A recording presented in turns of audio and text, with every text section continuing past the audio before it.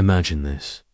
3 armies, a united force of Israel, Judah, and Edom, stand at the gates of Kir Haresith, the last stronghold of Moab. The city walls are crumbling, the moats are dry, and the relentless sun beats down on the exhausted soldiers. For 7 days, the Allied forces have laid siege, cutting off all supplies, turning the once thriving capital into a death trap. Inside, King Messiah of Moab watches in despair as his kingdom is about to be erased from history. His best warriors have fallen.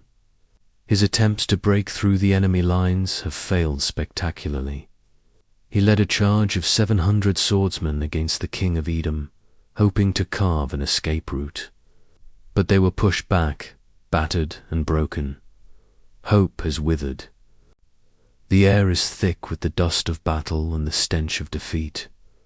Below, the Allied armies are cheering, confident that victory is just hours away. They can almost taste it. The city is theirs for the taking. But King Messiah has one final, terrifying card to play. It's an act so desperate, so unthinkable, it would shatter the very laws of gods and men. On the highest point of the city wall, in full view of both armies, he appears.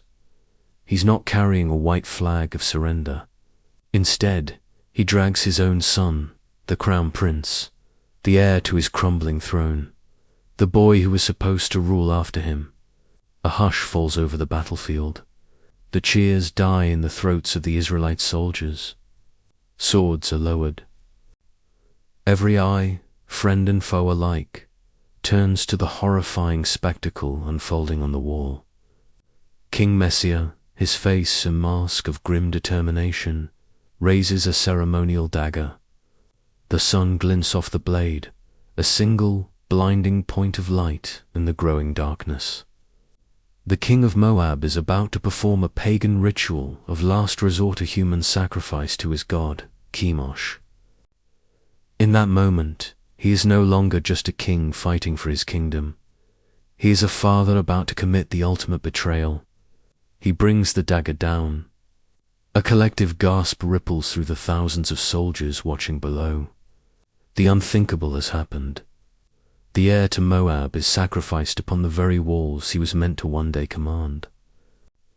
The flames of the offering pyre leap into the sky, casting long, dancing shadows that seem to mock the setting sun. A wave of pure horror crashes over the Allied armies.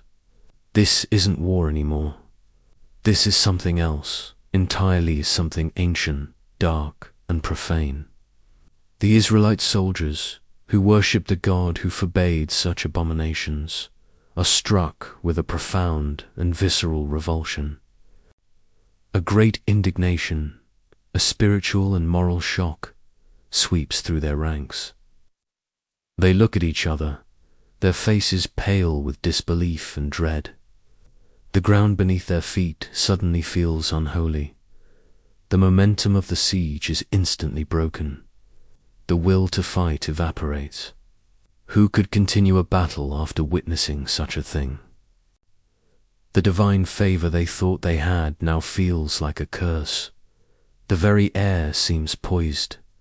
The commanders give the order, their voices strained. Retreat. They turn their backs on the city, on the victory that was so close, and they marched away. They leave the king of Moab alone in his silent, smoldering capital, a man who saved his city but lost his soul. The siege is over. King Messiah has won, but his victory is a hollow, nightmarish echo in a city of ghosts, purchased at the most terrible price imaginable.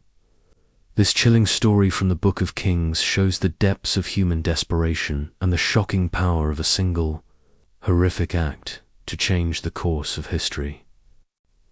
If you find these ancient tales as fascinating as I do, make sure to hit that subscribe button and ring the bell. We have so many more incredible stories from the past to uncover together.